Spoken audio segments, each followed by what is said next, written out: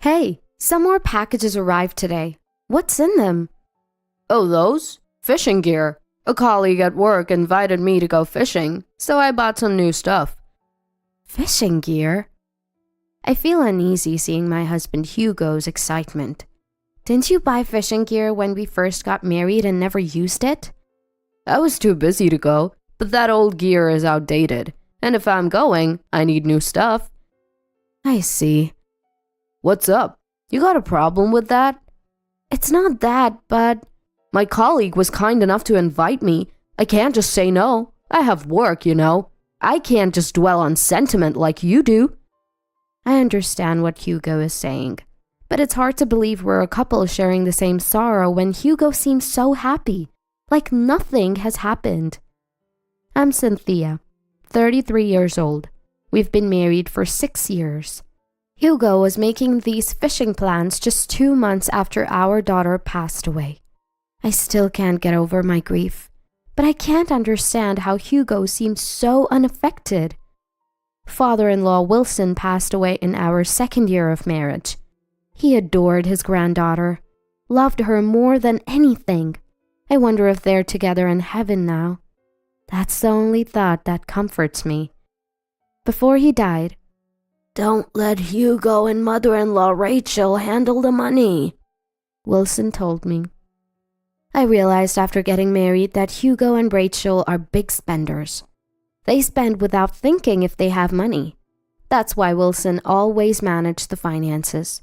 Wilson was a gentle soul, always looking out for me. Having no family of my own, he was like a real father to me, and his death hit me hard.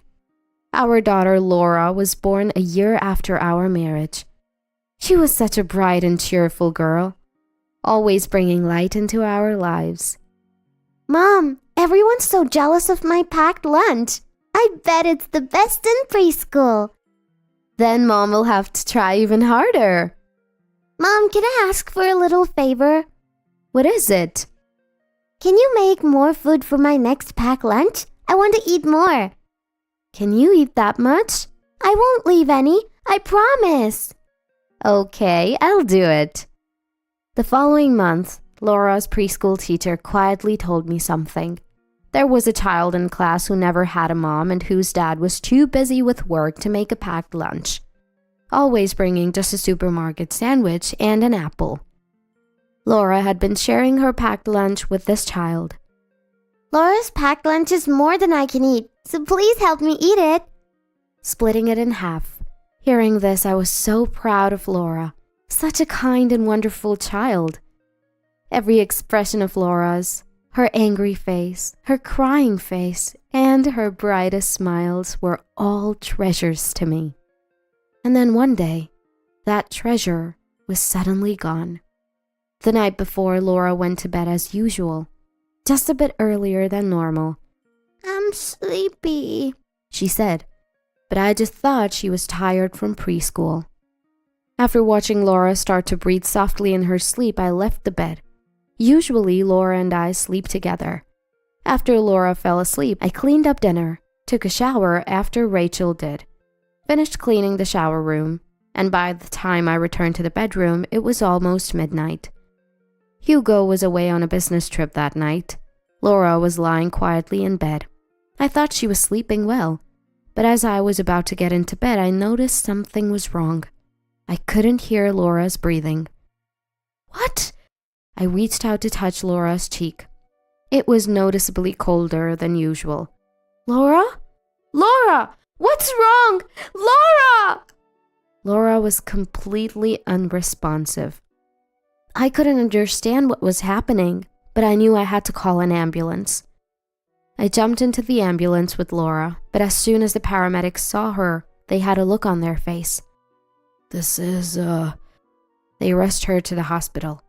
"Laura, you'll be okay, right? You'll get better once we're at the hospital, right?" I held Laura's cold hand, repeating the same words to myself.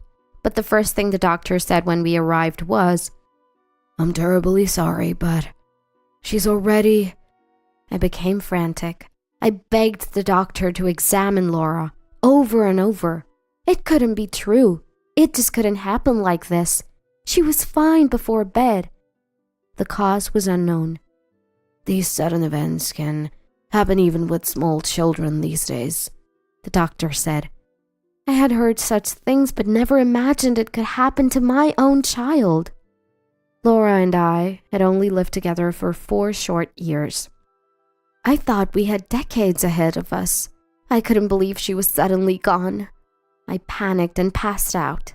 When I woke up, Hugo and Rachel, who had been notified, were there. I realized I had forgotten to call Rachel when I left the house. "Where's Laura?" I hoped it was a dream, but Hugo gestured that she was gone. "How can this? Why?" Neither Hugo nor Rachel said anything, but their eyes, "Cynthia was right," seemed to say. I thought the same. For a while I was almost catatonic. I cried looking at Laura's things, cried watching her favorite cartoons, and cried remembering her in everything I did. At first Hugo didn't say anything, but gradually he began to sigh audibly. "She's so morbid," and mutter under his breath. Rachel too started to nag me. "Hey, how long are you going to be in a daze? Housework is Cynthia's job, isn't it? Could you please get it together?" "I'm sorry." I knew I shouldn't be like this, but my heart was heavy, and I just couldn't function as efficiently as before. Yet, as they say, time heals. About 6 months later, I started to manage the daily chores normally again. Hugo did cry a bit at the funeral, but he wasn't exactly what you would call a doting father. He preferred playing games over spending time with Laura, which is why she wasn't very attached to him. So, maybe Hugo wasn't as heartbroken because he didn't feel as much a sense of being a parent. But who else will mourn for Laura, our daughter who only lived for 4 years, if not her parents? Yet, about a month after Laura's death, Hugo returned to his usual spendthrift self, enjoying shopping and browsing the web. When Laura died, both Hugo and Rachel looked at me as if it was my fault. "It's Cynthia's fault." But they didn't say anything, probably because they weren't as heartbroken about her absence as I was. I didn't expect them to grieve the same way, but I wished Hugo, as a parent who lost a child, would have been more supportive. Rachel, on the other hand, went back to her routine within a week, shopping and going out with friends, laughing as if Laura had never existed. When Laura was born, Rachel frowned upon seeing her face. "She looks more like Cynthia than Hugo. We can't expect much from her future." She often ignored Laura and seemed reluctant to interact with her, probably not feeling any special affection. She didn't shed a tear at the funeral. Their attitudes have always been a point of contention for me. Almost a year passed since Laura's death. Seeing Hugo and Rachel happily shopping, I felt an indescribable frustration. They never talked to Laura's picture. I wonder how they can act so normally. I felt that we just couldn't understand each other. Then one day, Hugo and Rachel unusually suggested we go out together. "Where are we going?" "How about somewhere with fresh air to change our mood? Cynthia, you've been just going between home and the supermarket since Laura passed. That's why you're so down." "I've been worried about you too, Cynthia. You've been so down." "Worried? You, Rachel?" "Of course. Cynthia is the wife of our dear son. I've been trying hard for your sake." I couldn't really believe that, but a part of me felt a little happy to hear it. "How about hiking for a change?" "Hiking?" "Going somewhere with fresh air might lift your spirits. I want Cynthia to feel a bit better." "You really thought that?" "Of course. I'm your husband. It's natural to worry about my wife." "But you didn't seem that down." "I was holding it together. If I got down too, the house would become too gloomy. So let's go hiking." I wondered if they really cared, but it was hard to believe. "Laura would want you to be happy, Cynthia. Think of this as a tribute to her." That moved me. I knew Laura wouldn't want me to cry forever. That's something I've always known in my head. But I've never hiked before. "Don't worry, even I can climb it." "It's more like a light hike." Well, if Hugo and Rachel insist. Great, I'm looking forward to it. And so I agreed to go hiking with Hugo and Rachel. We drove to the foot of the mountain and started our ascent. It was a sunny day and many people were around, which felt reassuring. But as we reached the midway point, the crowd thinned. Despite being told it was a beginner's course, I was surprised by the roughness. Yet Hugo and Rachel walked with ease, familiar with the terrain. Hey, let's take this path. Huh? Yeah, it looks less crowded. Let's go that way. But shouldn't we follow the path everyone else is taking? It's fine, I've been here before and know the way. This path is straightforward and you can't get lost. If Hugo says it's okay, then it must be. Trust me, that's a really scenic spot just ahead. Cynthia, you'll be amazed. Before finishing his sentence, Hugo started walking down the path, followed by Rachel, so I reluctantly followed them. But the further we went, the path became more rugged, almost like a trail for animals rather than a proper path. Wait, are you sure we're on the right path? Can we really get through here? Don't worry, we'll reach a wider path soon. Just keep up. Hugo and Rachel continued, seemingly confident. Rachel, now 60, was surprisingly nimble, walking more effortlessly than I was. Soon, they were far ahead, their figures intermittently visible through the dense foliage. Wait! Don't leave me behind here! Hurry up, we'll run out of daylight. Hugo's voice echoed from the distance. I hurried but couldn't catch up. Their heads, once visible, were now out of sight. Hugo? Rachel! I called out in fear, but no reply came. As I hurried forward, I lost sight of them completely. I didn't know which way to go. What should I do? I was lost, with the words stranded echoing in my mind. This can't be happening. Maybe I should have stayed put, thinking Hugo would come back for me. But as time passed, neither Hugo nor Rachel appeared.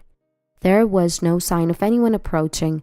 Knowing I couldn't just stand there, I started walking again, filled with fear. My anxiety grew. I couldn't tell which way was which. I decided to retrace my steps, but even finding my own tracks on this unmarked path was a challenge. I felt like I was getting deeper into the wilderness.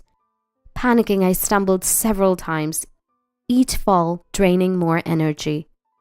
Soon the surroundings began to darken. My anxiety intensified. If it turned night, I wouldn't be able to descend. The temperature dropped as evening approached. It was late March, but the nights were still cold, especially in the mountains. What would happen if I had to spend the night here? Exhausted, I collapsed against a large tree. I can't go on. I voiced my despair. Thoughts of this being the end of my life crept in, my consciousness fading. In my dimming awareness, I heard a voice I had longed to hear. Mom? Mom! Shocked, I opened my eyes. There was my dear Laura. Laura? Is that you? Laura smiled at me. Ah, I must be in heaven, I thought hazily. I reached out to hug Laura, but she seemed to slip through my arms, flying away. Laura? Mom, over here! Laura turned and started running. Wait! I reflexively stand up to follow Laura. I reflexively stood up, feeling strangely energized, despite my earlier exhaustion. This couldn't be the real world. But if it meant holding Laura again, I didn't care if it was a dream. When I thought of that, I naturally felt motivated. I felt invigorated and chased after Laura. Laura, wait! As I called her name, Laura turned back, smiling. It felt like playing tag with Laura, a joyful feeling. Before I knew it, I had reached the foot of the mountain, and Laura was gone. Laura, where are you? Laura was nowhere to be seen. Had I just seen an illusion? Then someone shone a flashlight on me. Are you okay? I got lost on the trail. Are you hurt? Thank you, I'm fine. My family must be waiting for me. I headed down the parking lot at the foot of the mountain, but our car wasn't there. Had Hugo and Rachel left without me? No way! As I stood there dumbfounded, I saw a faint image of Laura where our car should have been. Laura! I ran towards her, but my body passed right through. I couldn't embrace her. Laura looked sad, as if she wanted to tell me something. I felt she had a message for me. Then I realized something was very wrong. If we had been separated, they would have reported me missing. The area should have been in an uproar, but no one seemed to be looking for me. The parking lot was silent and deserted. Did Hugo and Rachel not even try to find me? What does this mean? Laura must have appeared to show me this. I went to the station, took a train home, and noticed people staring at me curiously, but I was too preoccupied to care. I quietly opened the door and peeked inside. I could hear Hugo and Rachel's voices, unnaturally cheerful. I sneaked into the next room and observed them through a gap in the sliding door. They were drinking and laughing, unconcerned that I hadn't returned. We did it! No more of her depressing face. Wonder how she's doing now. Shivering in the mountains? Just thinking about it makes me laugh. Cynthia is so slow. She'll never make it back. It's going to be extra cold tonight. Imagine her alone and cold out there. We'll tell the people she ran off with another man, then file a missing person report. When will we get the insurance money? It'll take a few years before she's declared legally missing. If only her body was found, we'd get it faster. Let's say she called from the mountain. Then they'll find her sooner. My son is so clever. Hearing this, I trembled with anger. I couldn't believe they had planned this. I listened to their conversation, unnoticed. I was a fool to ever think of them as family. Make sure to cry at the funeral. You didn't shed a tear for Laura. Well, I wasn't sad. Laura wasn't cute. She looked just like Cynthia. I never wanted kids. They're just annoying. Hearing this, I burst open the sliding door. The two of them looked at me in surprise when the sliding door suddenly opened. They were shocked to see me. It's out! Wow! Hugo backed up against the wall. Rachel covered her head with a throw. I realized that the noise was as if I had seen a ghost. I must have looked like a ghost, covered in mud, torn clothes, and scratches. It may look exactly like a ghost. I'll haunt you. They shivered in fear. It wasn't me! Blame Hugo! What? You agreed. Mom was the one laughing about how cold it must be. It's not my fault. Haunt her. Hugo, selling out your own mother? What if I get haunted? Hugo, Rachel. I'm sorry, please go to heaven. They were beyond reason. I wonder if it's so easy to pass away to the afterlife. Things don't go the way these people think. Go to the other side? I'm not about to make it that easy for you. I'm still very much alive. What? Huh? See, I still have legs. I lifted my foot to show them, and they looked utterly bewildered, clearly not expecting me to be there. They must have seriously thought that they sent me to the afterlife. What was your plan? Leaving me in the middle of the mountains? I just wanted to fulfill your wish. My wish? You wanted to see Laura, right? I thought I'd sent you to her. It was out of kindness. What? I was speechless. Did they really think that excuse would hold up? I informed them that I had heard their entire conversation. Their faces turned even paler. Of course I'll be divorcing Hugo. I can't stay here. Not with my life on the line.